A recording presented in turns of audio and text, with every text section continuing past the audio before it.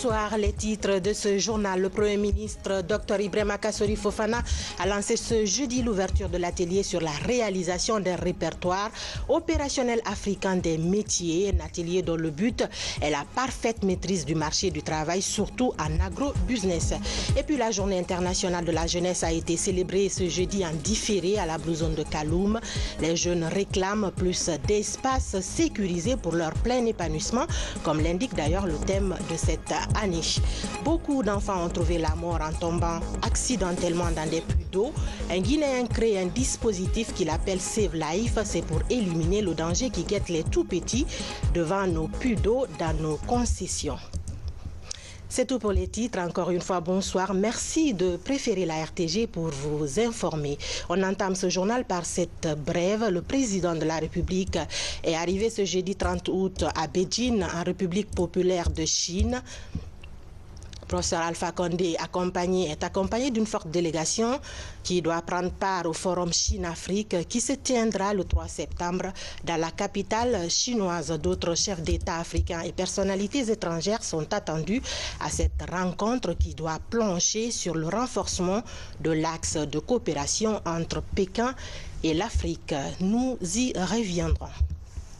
Agro-business, comment maîtriser le marché du travail? Le Premier ministre Dr Ibrahima Kassori Fofana lance ici à Conakry les travaux de réalisation d'un répertoire opérationnel africain des métiers, un important élément de compréhension des aptitudes et des qualifications pour une employabilité maîtrisée des jeunes.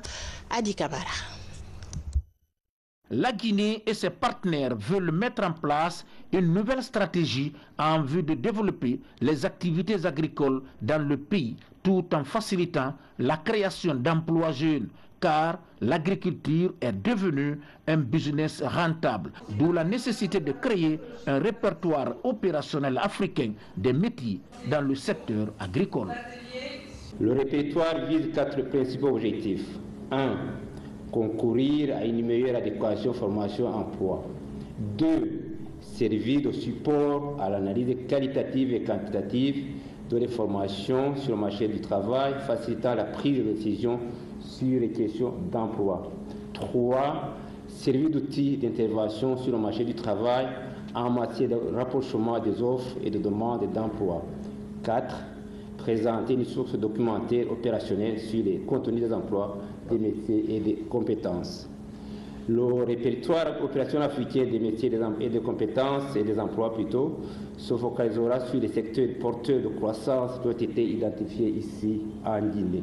Au moment où le groupe de la Banque africaine de développement est en voie de finaliser sa nouvelle stratégie pays en septembre de cette année pour la période 2018-2022, dont l'objectif principal à travers les projets et programmes est de contribuer à répondre aux défis de l'emploi en Guinée. Cette stratégie, qui est en parfait accord avec le Programme national de développement économique et social 2016-2020, est alignée sur les 5 hautes priorités de la banque communément appelée HIFAB, repose essentiellement sur 2 piliers: l'amélioration de l'accès à l'énergie et le développement des chaînes de valeur agricoles et industrielles. À cet effet, un des projets phares de cette stratégie et qui finance cette activité importante qui fait l'objet de cette rencontre est dédié spécifiquement à l'agriculture et à l'emploi. Il s'intitule « Appui à la transformation de l'agriculture guinéenne, volet entrepreneuriat des jeunes ». Ce répertoire sera un nouvel outil indispensable pour la maîtrise des contours liés à la formation adaptée aux nouvelles exigences du marché de l'emploi. Cette problématique, nous le savons, est illustrée par des performances faibles dans le domaine de l'insertion socio- et professionnelle des jeunes, en particulier, et par des besoins de formation insuffisamment pris en compte par notre système éducatif. C'est en cela que l'initiative visant à élaborer le répertoire des métiers dans le secteur agricole est pertinente. Elle permettra d'établir d'une part un cadastre d'évaluation des besoins de formation et de cerner le potentiel à pourvoir en termes d'emploi dans le secteur, mais aussi d'augmenter la part contributive du secteur agricole en tenant compte des chaînes de valeur dans la formation du PIB. C'est donc avec beaucoup d'intérêt que le président de la République et le gouvernement de la République portent cette initiative. Nous fondons l'espoir qu'elle débouchera sur des résultats tangibles pouvant permettre de lutter efficacement contre le chômage. Comme on le voit ici, tous les acteurs s'activent à répertorier les nouveaux métiers et construire les curricula de formation des nouvelles compétences à travers le partenariat public-privé. Éducation, après les grandes vacances, élèves, parents et encadreurs préparent la rentrée des classes 2018-2019. Au ministère de l'Éducation nationale, on s'apprête à adopter un nouveau guide pour cette nouvelle année scolaire. Les travaux des comités de pilotage sont très avancés. Reportage Mamaïsa Takamara. Après 3 jours de concertation entre acteurs du système éducatif, quelques recommandations sont proposées par différentes directions préfectorales et communales pour un enseignement de qualité. Nous avons parlé de la sensibilisation au niveau des communautés pour que les parents inscrivent massivement leurs enfants. Ensuite, nous avons parlé aussi du respect des textes ici qui fixent la gratuité de l'inscription au CP1. Ensuite, nous avons parlé d'autres stratégies pour réduire le taux de redoublement et le taux d'abandon, notamment les actions de revoir un peu le passage au niveau des classes intermédiaires, parce que nous avons constaté à ce niveau qu'il y a des petits problèmes. Nous pensons que pour avoir une qualité, c'est-à-dire un enseignement de qualité, il vaut mieux les enseignants qui sont en place, chercher à les encourager, les enseignants qui viendront, chercher à les motiver, et les milieux qui ne détiennent pas d'enseignants en attendant, puisque c'est un problème de contexte global, chercher à utiliser des personnes qui ont certaines compétences requises, au moins le niveau bac, en attendant pour que les problèmes soient résolus.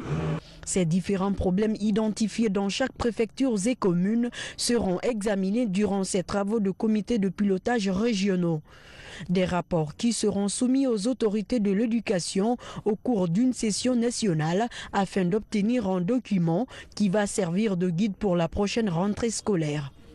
Il s'agit de revoir les différentes recommandations, revoir les différentes démarches qui ont abouti, essayer d'identifier les plus pertinentes, les intégrer pour avoir des recommandations régionales que nous aurons à présenter au niveau du comité national de pilotage de l'éducation. Pour la réussite de l'année scolaire 2018-2019, les syndicats et l'association des parents d'élèves sont aussi impliqués dans les préparatifs. Ces différentes assises visent la qualification du système éducatif guinéen, un défi que tentent de relever tous les acteurs de ce secteur. Ici à Conakry, dans la commune de Matam, la session du comité de pilotage de l'éducation s'est achevée après un travail de fond sur tous les problèmes qui minent l'éducation. Reportage Mounir Bari, Mamadou Saliouba. Au cœur de cette rencontre des acteurs du système éducatif dans la commune de Matam, l'analyse approfondie des difficultés enregistrées durant la précédente année scolaire. 3 jours d'échange ont permis à ces encadreurs de formuler des recommandations permettant le bon déroulement de la prochaine année scolaire. Amener les parents à se recentrer sur l'éducation et la formation de leurs enfants, mieux recruter, mieux former les enseignants, surtout ceux du primaire, mais l'ensemble des enseignants du système éducatif, organiser des évaluations crédibles, qui inspire confiance et aux apprenants et à ceux qui les organisent et aux différents partenaires de l'éducation en Guinée, et permettre aux enfants de disposer de matériel didactique en qualité et en quantité suffisante pour travailler. À cette rencontre d'échange étaient impliquées les autorités administratives de Matam. Elles comptent formuler des conclusions liées à la rénovation et l'extension des établissements scolaires. Nous sommes davantage outillés en tant qu'autorité de mettre les bouchées doubles et prendre les choses en main pour accompagner le système éducatif de Matam à une qualification effective. L'objectif est de lutter contre la pléthore dans les salles de classe et d'améliorer les conditions de travail et d'apprentissage des élèves. Nous avons pu, au cours du débat, diagnostiquer les maux dont souffre le système éducatif à Matam et nous avons ensemble trouvé des pistes de solutions. Et ça nous a vraiment édifié, parce que nous qui sommes novices sur le comité de pilotage. Je vous encourage à prendre à cet égard les dispositions idoines afin de contribuer à rendre opérationnel ce cadre de partage des savoirs créés. Les recommandations des travaux du comité communal du système éducatif feront l'objet d'une analyse approfondie durant la rencontre du comité régional de l'éducation de la ville de Conakry. Parlons à présent de la Journée internationale de la jeunesse que la Guinée a célébrée ce jeudi en différé. Avec 1,8 milliard de personnes âgées de 10 à 24 ans, le monde n'a jamais compté autant de jeunes qu'aujourd'hui selon les spécialistes. Mais près d'un jeune sur 10 vit dans des zones de conflit, d'où le thème de cette année, espace sécurisé pour les jeunes pour leur permettre de mieux s'exprimer. Fatima Diallo. Célébrer le potentiel des jeunes en tant que partenaire de la société est l'un des objectifs visés par la commémoration de la Journée internationale de la jeunesse. À Conakry, depuis le 12 août dernier, date du lancement de cette journée par le ministre de la Jeunesse et de l'Emploi des Jeunes, de nombreuses activités ont été menées dans l'intérêt des jeunes. À travers ces espaces sécurisés, la problématique de la jeunesse pourra être bien prise en charge. Aujourd'hui, nous travaillons à la mise en place d'espaces sécurisés pour les jeunes, pour faire de ces espaces des lieux de rencontre, d'échange, de formation, d'orientation, d'épanouissement, des espaces qui prendront en compte toutes les fonctionnalités liées à la jeunesse. C'est pour cela que ce thème a été choisi pour la célébration du 18e anniversaire de la Journée internationale de la jeunesse. Chaque jeune de Guinée devrait aujourd'hui fêter cette journée. C'est ça qui pouvait interpeller le gouvernement du pays pour dire que nous devons investir dans la jeunesse.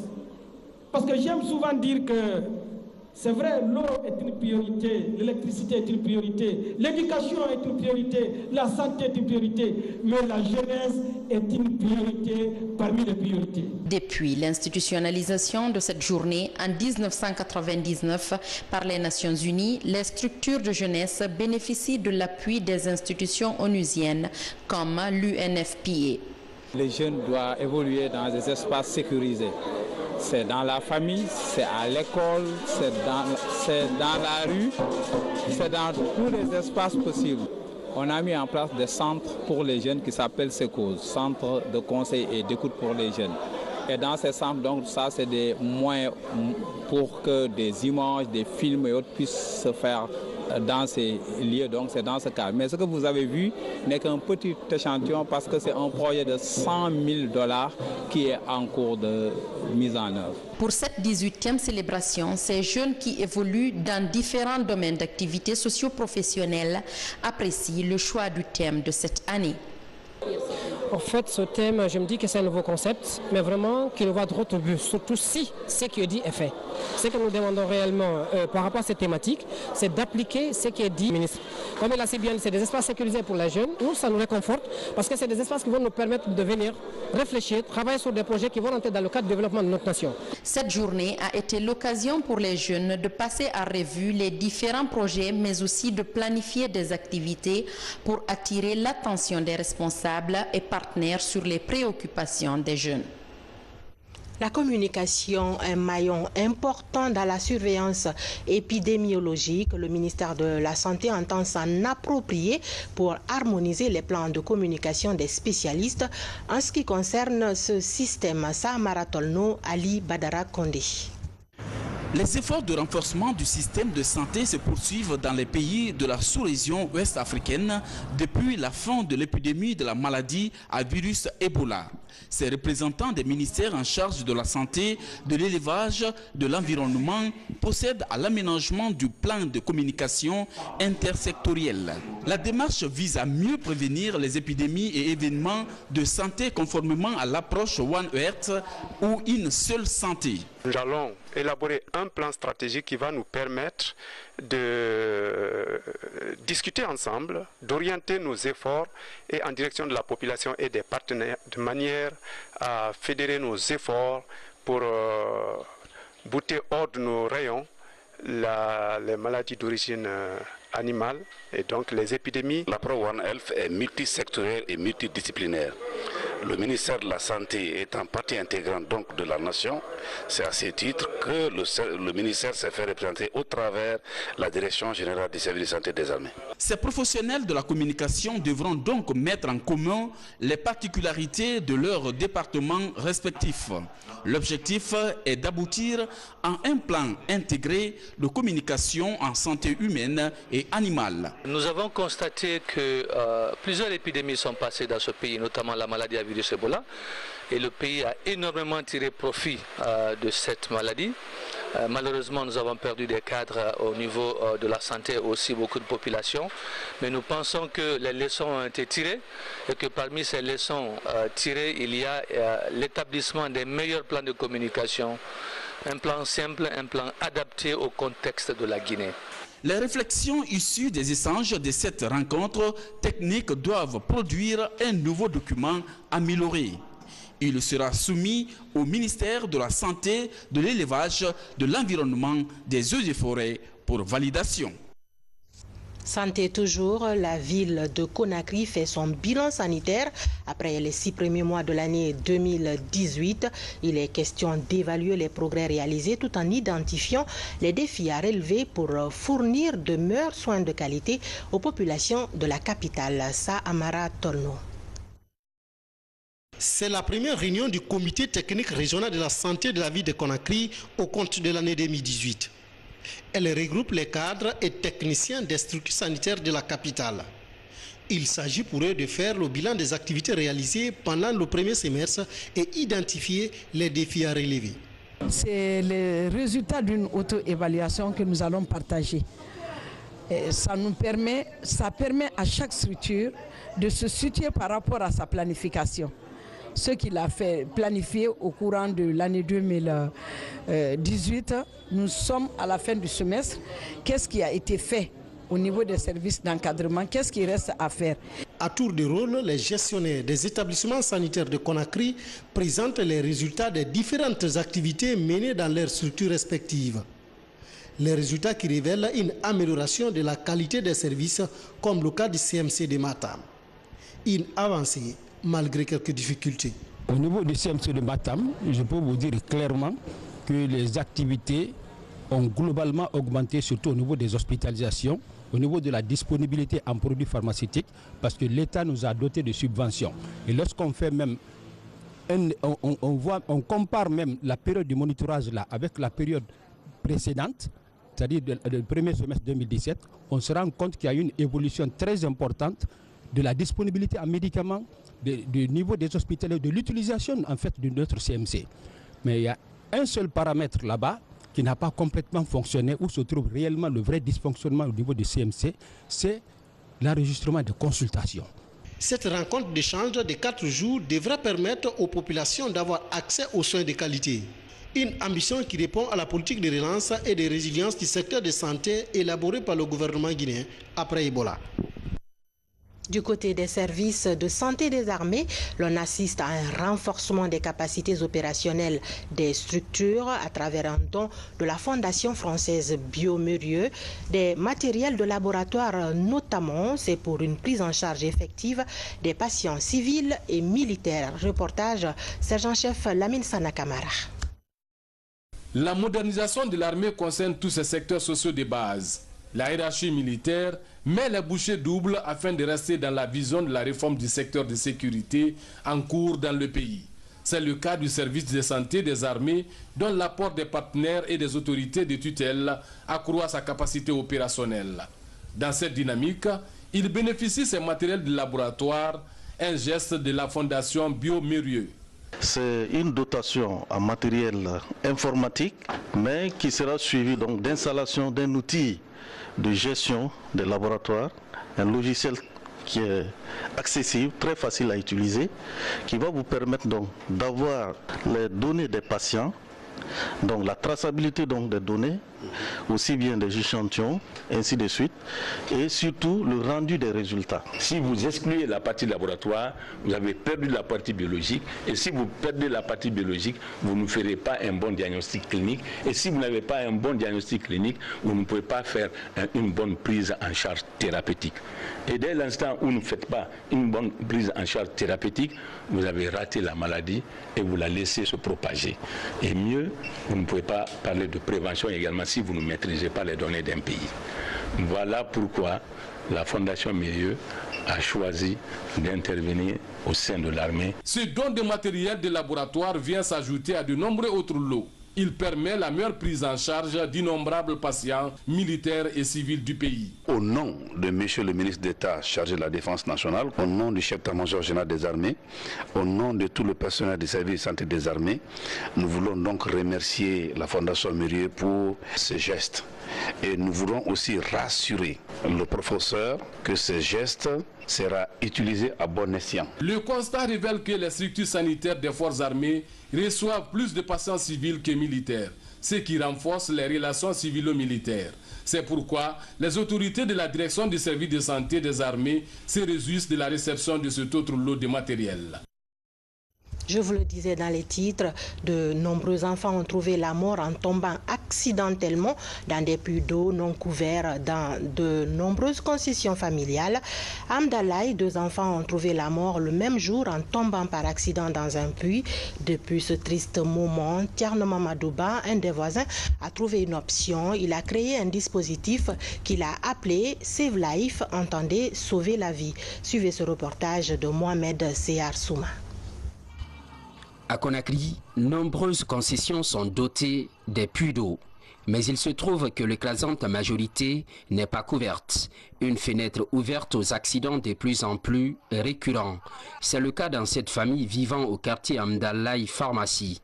Il y a 3 ans, 2 de leurs enfants ont eu le même jour un accident qui leur a été fatal. Depuis ce triste jour, le puits est resté fermé au ménage. Quand on a su la nouvelle, les enfants ont été sortis du puits avec l'aide du voisinage. Jusque-là, il reste fermé à cause des enfants. La fermeture de ce puits a suscité de nombreuses interrogations dans le voisinage. Loin de la superstition, Kerno Mamadou Djoulde a créé un dispositif appelé Save Life, une réponse pratique qui vise la protection des enfants. L'enfant qui est là, innocent, qui ne connaît rien, a tout un grand risque. L'espace est grand pour celui qui est petit, mais un peu petit pour une personne de grande dimension. Donc, surtout ces enfants. Et on a constaté que c'est une mesure de sécurité très appréciable. Pendant ce temps, le dispositif Save Life est entré dans sa phase expérimentale. Je trouve ça magnifique, surtout avec le levier. Quand je tire comme ça, je mets le pied là-dessus, c'est un peu plus prudent. Comme il y a les enfants ici, c'est encore plus plus pratique, ça nous permet d'être en sécurité vu qu'il y a des enfants.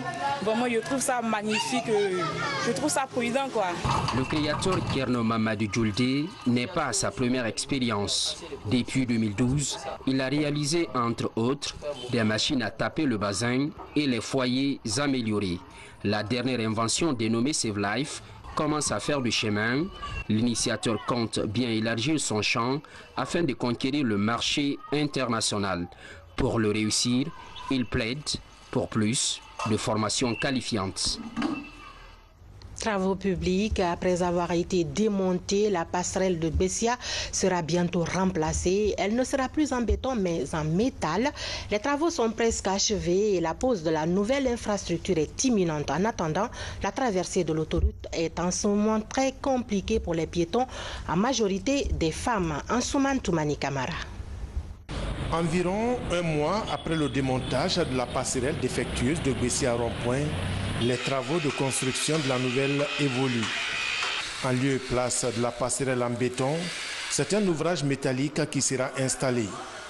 Les ingénieurs disent corriger les anomalies qui ont rendu l'ancienne passerelle très fragile. La passerelle de Bessia avant était en béton, mais la hauteur n'avait pas respecté les normes internationales.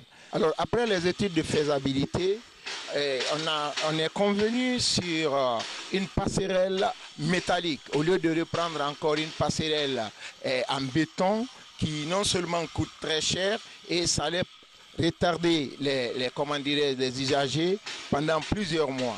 C'est pourquoi nous sommes venus pour confectionner une nouvelle passerelle en métallique qui doit non seulement tenir compte de la dilatation des solides, mais également des principes qui régissent les matériaux de résistance. En attendant le montage de la nouvelle passerelle métallique, la police routière déploie ses agents pour faciliter la traversée des citoyens sur l'autoroute. Avant, on constatait assez d'accidents ici. Aujourd'hui, grâce au gouvernement qui a eu cette bonne idée pour enlever cette passerelle parce qu'elle était déjà vieillissante. Depuis cette démolition, on a placé 2 brigades ici, de 6 heures pour 15 heures, de 15 heures pour 22 heures. Et le trafic précisément 6 heures pour 10 heures, vous voyez l'engouement, comment ça se passe. Le non-respect de ces horaires par les agents de la sécurité routière expose souvent les passants à des risques. Avec le niveau élevé du terre-plein, les passants, en majorité des femmes, ont un exercice difficile à faire. De part et d'autre de la passerelle, il y a des marchés. C'est pourquoi nous nous réjouissons de l'anticipation du gouvernement à changer l'ancienne passerelle. Non loin, entre Bessia, Kondebougny et Bonfi, ce sont des jeunes de ces quartiers qui s'organisent pour réguler la circulation.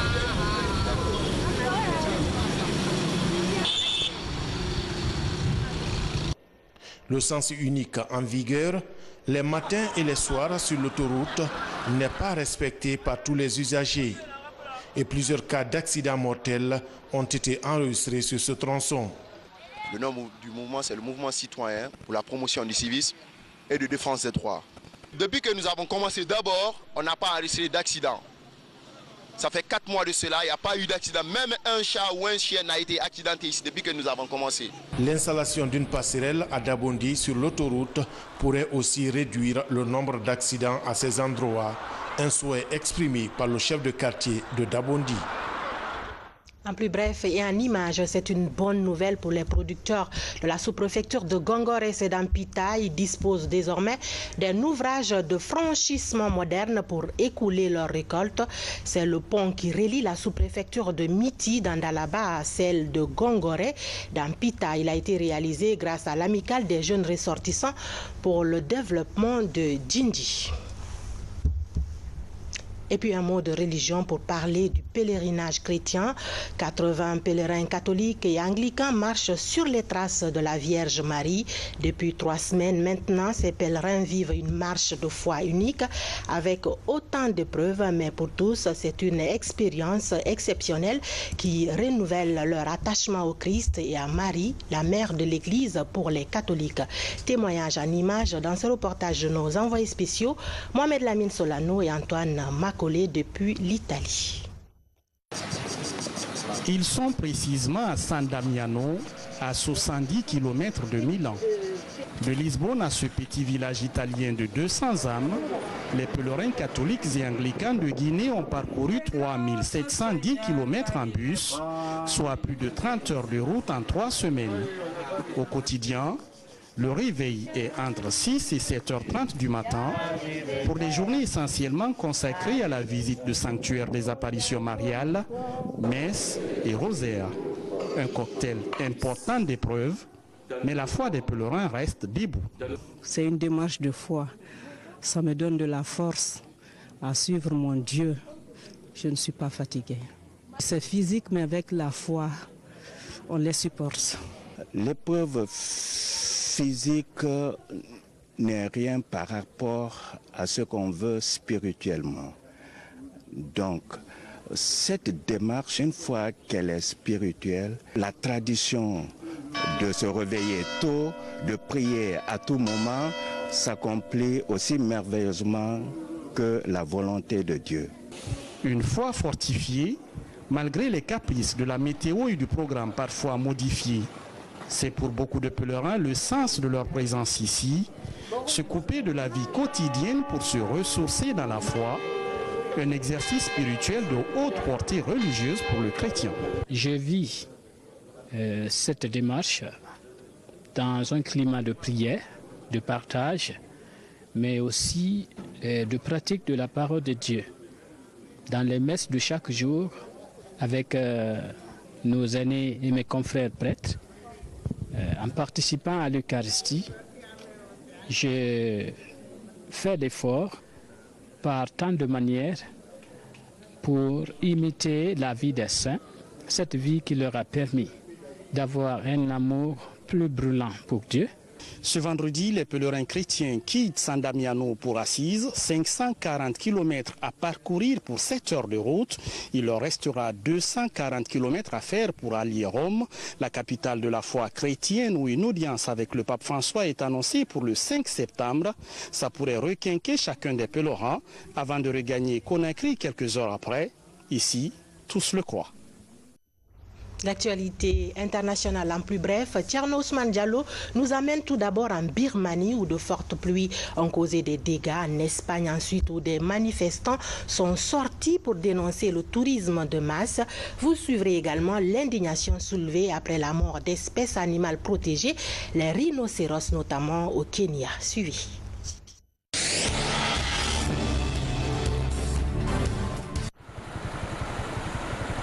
En Birmanie, les secouristes s'activent pour sauver des milliers de personnes piégées dans leur maison après la rupture d'un barrage. La rupture d'une large portion du barrage Swar-Chuang hier matin est due, selon les autorités, aux pluies de la mousson qui ont endommagé le système d'évacuation de ce barrage. Plus de 12 000 déplacés sont enregistrés. Les fortes pluies ont également provoqué l'effondrement partiel d'un pont sur l'autoroute principale.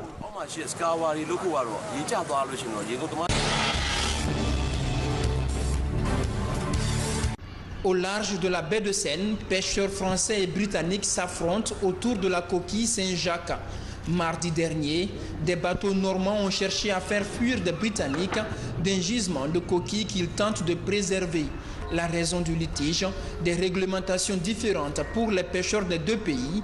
Les Normands n'ont le droit de pêcher la coquille que du 1er octobre au 15 mai, tandis que les Britanniques n'ont pas de date imposée.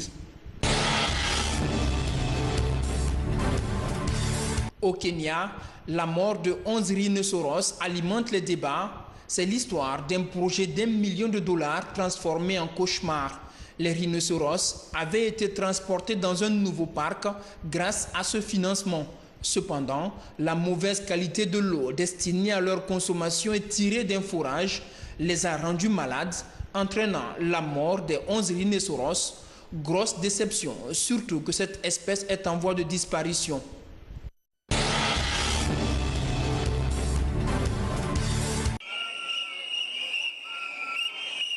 Fatigués de la saturation touristique, des dégradations, incivilités et de l'insécurité, environ 500 personnes manifestent dans le quartier côtier de la Barceloneta, à Barcelone, contre le tourisme de masse.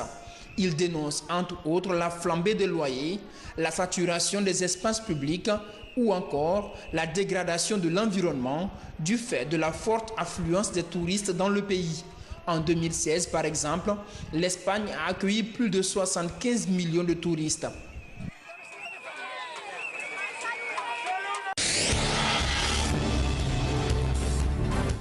Pour terminer, après sa qualification en quart de finale de la Ligue des Champions, le Orea Athletic Club est arrivé cet après-midi à Conakry. Les Rouges et Blancs de Matam ont eu droit à un accueil digne des champions. Kaba Fodi. Il y a de cela 48 heures, le mardi dernier plus exactement, au stade de Pretoria, le Orea de Conakry tenait en échec 0-0 les Sud-Africains de Mamelodi Sundowns. Un score largement suffisant pour les Rouges et Blancs de Matam de se qualifier en quart de finale de la 22e édition de la Champions League africaine de football. Au lendemain de cette qualification jugée historique, les poulains à Victor Zonka sont de retour à Conakry. Une performance saluée par les joueurs et l'encadrement technique. On a bien joué ce match, on a bien abordé et on s'est donné à fond pour gagner cette qualification. C'est une qualification historique pour la Guinée et pour le club de Matam aussi. Donc toute la Guinée est contente et ils sont fiers de nous, nous aussi on est fiers de nous. Je suis parti pour essayer de gagner parce que bon, on ne peut pas dire qu'on va pendant 1h30 défendre et puis qu'on va se contenter d'un 0-0 ou d'un 1-1. Donc c'est les événements qui ont voulu ça, c'est sûr que bon, ils ont eu quelques occasions, nous on a eu quelques contres, on a été efficace défensivement, l'équipe a été très solidaire. À l'aéroport international de Conakry-Bessia, supporters, fans du club, sympathisants et responsables de football guinéen sont mobilisés malgré la pluie. Ce qu'Orea a fait, ils n'ont pas fait ça pour Orea seulement, ils ont fait ça pour la Guinée, c'est pour relancer le football guinéen, parce que la Guinée avait disparu sur la chaîne continentale et aujourd'hui, grâce à l'effort comparti des uns et des autres, la Guinée a eu son ticket de qualification au quart de finale. Pour 6 matchs joués, le Orea a enregistré 2 victoires, 3 nuls et 1 défaite, surclassant ainsi les Mamelodi et les Porteurs du Togo pour se retrouver deuxième derrière le Wydad de Casablanca. C'est un exploit jamais réalisé par un club guinéen depuis plus de 40 ans. C'est un sentiment de joie, de satisfaction. Vous voyez, disons, avec tout ce que nous avons fait durant toute l'année, nous avons préparé cette compétition. En attendant de connaître son adversaire en quart de finale à travers le tirage au sort prévu lundi 3 septembre au Caire, les champions de Guinée doivent se préparer à jouer la 2e demi-finale de la Coupe nationale contre les Mandins de Sigiring. Le rythme doit être maintenu car le Orea recevra le match aller à Conakry le 15 septembre et le retour en déplacement le 22 septembre.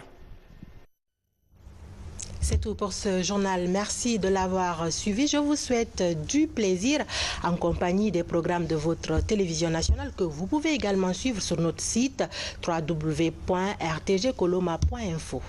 À demain.